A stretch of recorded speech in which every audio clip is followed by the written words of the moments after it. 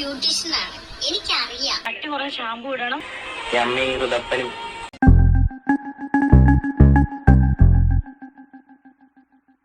Hello friends, welcome back to my YouTube channel. എൻ്റെ ഇന്നത്തെ വീഡിയോയിലേക്ക് എല്ലാ കൂട്ടുകാർക്കും സ്വാഗതം. എൻ്റെ ഇന്നത്തെ വീഡിയോ എന്ന് പറയുന്നത് മറ്റൊന്നുമല്ല, നമ്മുടെ ദയ അച്ചു ചേച്ചി ഇന്നലെ ഒരു വീഡിയോ പോസ്റ്റ് ചെയ്തിട്ടുണ്ടായിരുന്നു. നിങ്ങൾ എത്ര പേര് കണ്ടിട്ടുണ്ടാകും എന്ന് എനിക്കറിയില്ല. കണ്ടന്റ് വേറെ ആരുമില്ല, നമ്മുടെ സ്ഥിരം കണ്ടന്റ് തന്നെയാണ് രേണുസുധിയുടെ ഹെയർ കാര്യങ്ങൾ, ബിഗ് ബോസിലുള്ള കുളിക്കുന്നില്ല എടുക്കുന്നില്ല അങ്ങനത്തെ കുറച്ച് കാര്യങ്ങളാണ്. പിന്നെ അതിലൂടെ എക്സ്ട്രാ അഡീഷണൽ കുറച്ച് ഉപദേശങ്ങളൊക്കെ തരുന്നുണ്ട് ഗെയ്സ്. അപ്പോൾ ഈ ഒരു ഉപദേശം ഞാൻ നിങ്ങളിലോട്ട് എത്തിക്കണം എന്ന് എനിക്ക് തോന്നി, അതുകൊണ്ട് ഞാൻ ഇന്ന് ഈ ഒരു വീഡിയോ ചെയ്യുന്നു എന്ന് മാത്രമേ ഉള്ളൂ.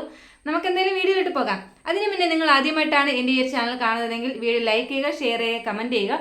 കൂടുതൽ എൻ്റെ വീഡിയോസ് കാണാൻ താല്പര്യമുണ്ട് എങ്കിൽ എൻ്റെ ഈ ചാനൽ ഒന്ന് സബ്സ്ക്രൈബ് ചെയ്തൊന്ന് സപ്പോർട്ട് ചെയ്യുക.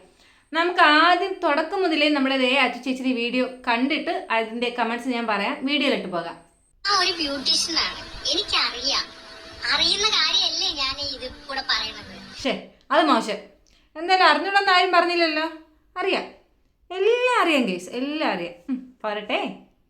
അപ്പോ പറയാൻ വന്നത്, ബിഗ് ബോസിനകത്ത് അനുമോള് ചോദിച്ചു കുളിക്കുന്നില്ലേ എന്ന് ചോദിച്ചു. ഞാൻ ഒരാഴ്ച കഴിഞ്ഞിട്ടാണ് തല നനയ്ക്കത്തുള്ളൂ എന്ന് പറഞ്ഞു. അതിനുള്ള കാരണം പുള്ളിക്കാരി പറഞ്ഞത്, ഞാൻ മുടി വെച്ചിട്ടുണ്ട്, അപ്പൊ അത് ഇങ്ങനെ കുളിക്കരുത്, തല നനയ്ക്കരുത് എന്ന് അവര് പറഞ്ഞു എന്ന് പറഞ്ഞു.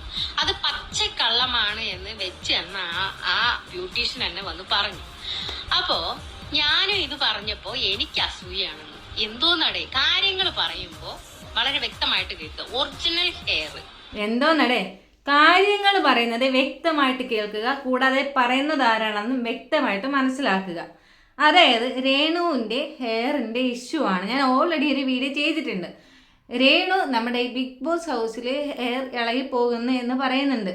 പക്ഷേ അതിൻ്റെ കൂടെ രേണു പറയുന്നുണ്ട് എന്തുകൊണ്ട് ഒരിക്കലും ഈ പറഞ്ഞ സ്ഥാപനത്തിന്, അതായത് ഇത് വച്ചു കൊടുത്ത സ്ഥാപനത്തിന് രേണു അവരുടെ കംപ്ലൈൻ്റ് ആണെന്ന് ഒരിക്കലും പറയുന്നില്ല. രേണു പറയുന്നുണ്ട് ഈ ഹെയർ നമ്മൾ വച്ചു കഴിഞ്ഞാൽ നമ്മൾ ഒത്തിരി അത് കെയർ ചെയ്യണം. അതിൻ്റെ ഷാമ്പു ഉണ്ട്, കാര്യങ്ങളുണ്ട്, അത് കീപ്പ് ചെയ്യേണ്ട കുറേ കാര്യങ്ങളുണ്ട്, അത് ചെയ്യാൻ പറ്റുന്നില്ല എന്ന് നമ്മുടെ രേണു തന്നെ പറയുന്നുണ്ട്.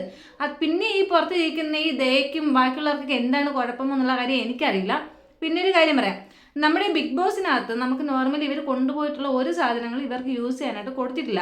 അതിപ്പോൾ മേക്കപ്പ് ആയിക്കോട്ടെ, അതല്ല വേറെ എന്ത് ഇവരുടെ പേഴ്സണൽ കാര്യങ്ങളൊന്നും ചിലപ്പോൾ മേ ബി അതിൽ ഉൾപ്പെട്ടിട്ടുണ്ടാവാം. ഈ പറഞ്ഞ രേണുവിൻ്റെ തലത്തേക്കിന് ഷാമ്പുവോ പിന്നെ ബാക്കി കാര്യങ്ങളെല്ലാം ചിലപ്പോൾ മേ ബി അതിലായിരിക്കാം, കിട്ടിയിട്ടുണ്ടാവില്ലായിരിക്കാം.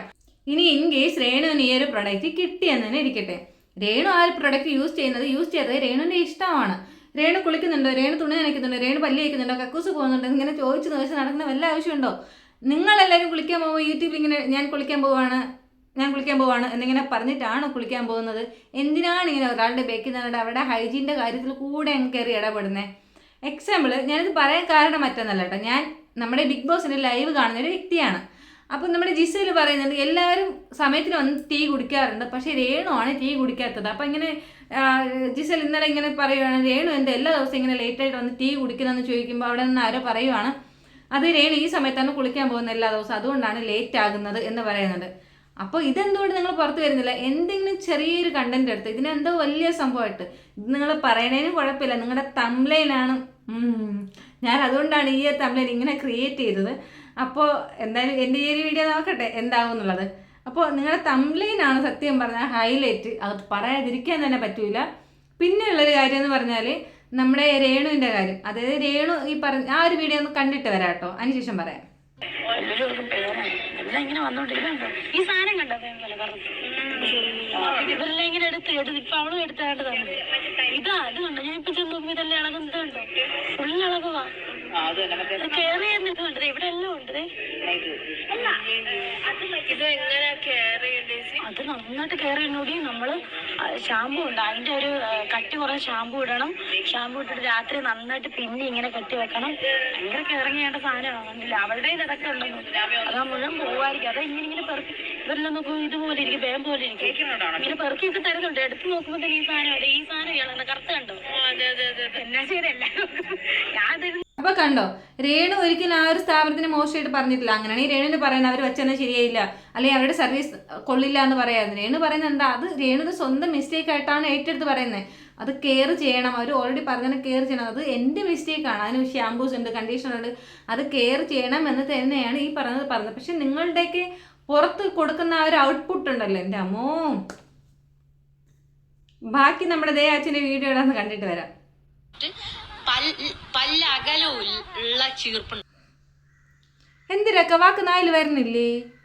നല്ല അകൽച്ചയുള്ള ചീർപ്പ് കൊണ്ട് താത്തിയിട്ട് കോമ്പ് ചെയ്യണം. ഇതണ്ട, ഇത് പല്ല അകലമാണ്. ഇതിനെക്കാട്ടിലും അകലമുള്ളത് വേണം മുടി വിഗ് വെച്ചവർക്ക് ചീപ്പാൻ. എന്നിട്ട് അത് ഇങ്ങനെ ഇങ്ങനെ ചെരിച്ചിട്ട് ഇങ്ങനെ അങ്ങ് ചീപ്പി അങ്ങ് കൊടുക്കണം. അത് സൂക്ഷിക്കണം. നമ്മൾ സാധാരണ ഇപ്പൊ ഇതിൽ ഞാൻ ഇങ്ങനെ ചീവണ പോലെ അങ്ങനെ ചീവാൻ പാടില്ല. ചെറുതായിട്ട് പല്ല അകലമുള്ള ഇതിനെക്കാട്ടിലും അകലമുള്ള ചീർപ്പ് എടുത്തിട്ട് പതുക്കെ ഇങ്ങനെ ചെരിച്ച് ഇങ്ങനെ ചീവി കൊടുക്കണം. ക്ലാസ് ഒക്കെ കൊള്ളാട്ടോ. അല്ല, എനിക്കൊരു ഡൗട്ട്, ഇത് ശരിക്കും രേണുവിന് വേണ്ടിയിട്ടല്ലേ പറയുന്നത്? രേണു ഇവിടെ അല്ലല്ലേ, ബിഗ് ബോസിലല്ലേ? ഓ, ഡ്രാമ. മുഖത്തുള്ള ആ ഒരു സന്തോഷം പറയാതിരിക്കാൻ വയ്യ. ഒരാളെങ്ങനെയായിട്ട് കുത്തി പറയുമ്പോൾ കിട്ടുന്നൊരു സ്വന്തമായിട്ട് കിട്ടുന്നൊരു സന്തോഷം ഉണ്ടല്ലോ, അത് ഈ മുഖത്ത് നന്നായിട്ട് എക്സ്പ്രസ് ചെയ്തതിനെ കാണിക്കുന്നുണ്ട് കേട്ടോ. ബാക്കി വീഡിയോ കാണാം.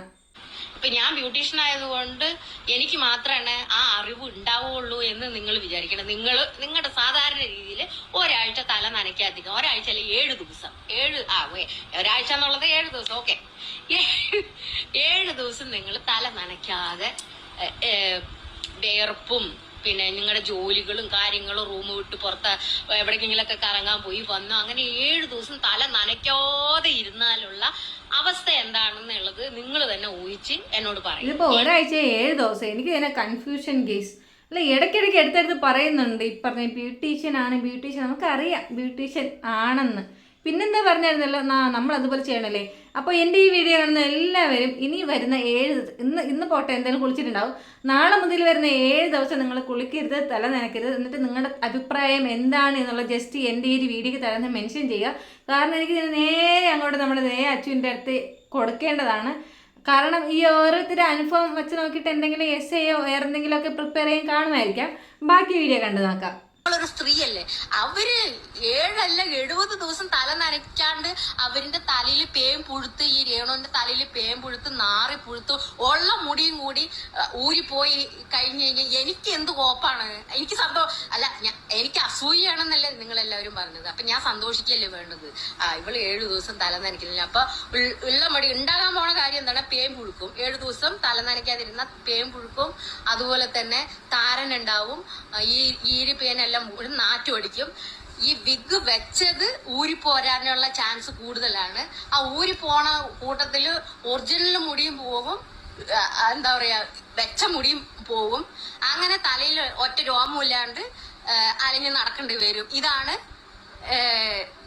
നിങ്ങൾ സപ്പോർട്ട് ചെയ്യുന്ന രേണുവിനുണ്ടാവുമ്പോൾ. ഞാൻ അസൂയ കൊണ്ടാണ് ഇങ്ങനെയൊക്കെ പറഞ്ഞു. അത് നന്നായിക്കോട്ടെ എന്ന് പറഞ്ഞിട്ട് പറഞ്ഞതാണ്. ഗെയ്സ് തെറ്റുപറ്റിപ്പോയി, ഇത്രയും വലിയ മനസ്സിനുടമയെ ഞാൻ തെറ്റിദ്ധരിച്ചു. ഞാൻ ഒരിക്കലും അങ്ങനെ ചെയ്യാൻ പാടില്ലായിരുന്നു. എൻ്റെ ദൈവമേ, എന്തൊക്കെ ആടെ ഈ കേൾക്കണേ. ചുമ്മാ വെറുതെ വായി തോന്നുന്നു എല്ലാം വിളിച്ച് പറഞ്ഞിട്ട് അവസാനം ഇത് ന്യായീകരിക്കുന്നു. ഇത് കാണുന്ന എല്ലാവരും മന്ദവ്യക്തികളാണോ? ഇനി രേണുവിൻ്റെ തലയിൽ ചിലപ്പോൾ പെയിന് വന്നോട്ടെ, താരം വന്നോട്ടെ, ദയക്ക് എന്താ ഇത്രയ്ക്ക് വലിയ സങ്കടമാണെങ്കിൽ ബിഗ് ബോസിൽ നിന്ന് അങ്ങ് ഇറങ്ങുമ്പോൾ വിളിച്ചിരുത്തി എന്തായാലും ബ്യൂട്ടീഷ്യൻ അല്ലേ, കുറച്ച് ഹെയറിനുള്ള കുറച്ച് ട്രീറ്റ്മെൻ്റ് ഒക്കെ ഒന്ന് ചെയ്ത് കൊടുക്കുക. ഫ്രണ്ട് അല്ലേ, ചുമ്മാ എന്തിനാണ് ഇങ്ങനെയാണെന്ന് പബ്ലിക്കിൽ വന്ന് പറയുന്നത്? അത്രയ്ക്ക് വലിയ കുറ്റബോധം അല്ലെങ്കിൽ സങ്കടമുള്ള ഒരു വ്യക്തിയാണെങ്കിൽ പേഴ്സണലി വിളിച്ച് അവർക്ക് വേണ്ടിയിട്ട് നല്ല കാര്യം ചെയ്യുക. പബ്ലിക്കലി വന്ന് ഇങ്ങനെ ഇരുന്ന് ഉണ്ടാക്കുക അല്ല വേണ്ടത്. കേട്ടതേ ചേച്ചി? ബാക്കി വീഡിയോ വേണോ? വേണ്ട. എന്തായാലും ബാക്കി വീഡിയോ മറ്റൊന്നുമില്ല ഗേസ്, ഇത് റിലേറ്റഡ് തന്നെയാണ്. ഈ പറഞ്ഞ തലയിലുള്ള പെയിനും താരനൊക്കെ തന്നെയാണ് വീണ്ടും പറഞ്ഞുകൊണ്ടിരിക്കുന്നത്. കാരണം ഇവർക്ക് ഇതൊരു കണ്ടന്റ് ആണല്ലോ.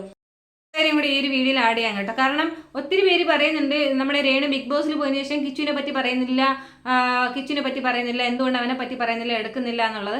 ഒരു അമ്മ മകൻ എന്നുള്ള ബോണ്ടിങ് എന്ന് പറയുന്നത് ഒരാൾക്ക് അളക്കാൻ പറ്റുന്നതല്ല. ഈ പുറത്തുനിന്ന് നോക്കുന്നവർക്ക് ചിലപ്പോൾ മേ ബി അവരുടെ കണ്ടന്റ് മാത്രമായിരിക്കാം ഇതെന്ന് പറയുന്നത്. നമ്മുടെ കിച്ചു പറയുന്ന ഒരു വീഡിയോ ഉണ്ട് രേണുവിനെ പറ്റി. ആ ഒരു വീഡിയോ കൂടെ ഞാൻ നിങ്ങൾക്ക് വേണ്ടിയിട്ട് ഈ ഒരു വീഡിയോയിൽ ഒന്ന് ഷെയർ ചെയ്യാണ്. ആ ഒരു വീഡിയോ കണ്ടതിന് ശേഷം ഞാൻ എൻ്റെ ഈ ഒരു വീഡിയോ ഒന്ന് വൈൻഡപ്പ് ചെയ്യാൻ നോക്കാം. ഒറ്റമ്മ ഇങ്ങനെ എത്ര നോക്കണം, എനിക്ക് അങ്ങനെ ഒരു സ്നേഹം കിട്ടിയിട്ടില്ല. അങ്ങനെ ഒരു അതായ അന്നോട്ട് അമ്മനെ കണ്ടപ്പോ തന്നെ ഇഷ്ടമായതും ഈ അമ്മ മതിയെന്ന് ഞാൻ പറഞ്ഞത്. വേറെ അങ്ങനെ മാറിയിട്ടും ഇല്ല ഒരു സ്നേഹം അമ്മയുടെ ഭാഗത്തുനിന്നാണേലും. കുഴപ്പമൊന്നും ഉണ്ടായിട്ടില്ല. അതുകൊണ്ട് മാത്രമേ ഇവിടെ നിൽക്കുന്നത്. ഈ അമ്മയും ഋതപ്പനും അളിയനും അവരുടെ സ്നേഹം കാരണം ഇപ്പൊ തന്നെ നിൽക്കുന്നു. ഇതാണ് എൻ്റെ ഇന്നത്തെ വീഡിയോ എന്ന് പറയുന്നത്. ഞാൻ നാളത്തെ വീഡിയോ നമ്മുടെ ഒരു അനീഷ് ബ്രോ എന്ന് പറഞ്ഞിട്ടൊരു ബ്രദർ ഉണ്ട്. അപ്പം നമ്മുടെ ബ്രദറിനെ പറ്റി എനിക്കൊരു വീഡിയോ ചെയ്യാൻ ഭയങ്കര ആഗ്രഹമാണ്. ഇന്ന് ചെയ്യാമെന്ന് വിചാരിച്ചു. അതിനിടയിലാണ് ഈ ഒരു ടോപ്പിക് വന്നത്. നാളെ എന്തായാലും നമ്മുടെ അനീഷ് ബ്രോയുടെ വീഡിയോ ആയിരിക്കും ഞാൻ നിങ്ങൾക്ക് വേണ്ടിയിട്ട് ചെയ്യുന്നത്. മറക്കരുത്, ഞാൻ ആദ്യം പറഞ്ഞതുപോലെ എൻ്റെ ഒരു വീഡിയോ ഇഷ്ടമായ ലൈക്ക് ചെയ്യുക, ഷെയർ ചെയ്യുക, കമൻറ്റ് ചെയ്യുക. കൂടുതൽ വീഡിയോസിനായി എൻ്റെ ഈ ഒരു ചാനൽ സബ്സ്ക്രൈബ് കൂടെ ചെയ്യുക. നാളെ കാണാം. അതുവരെ ബൈ ബൈ.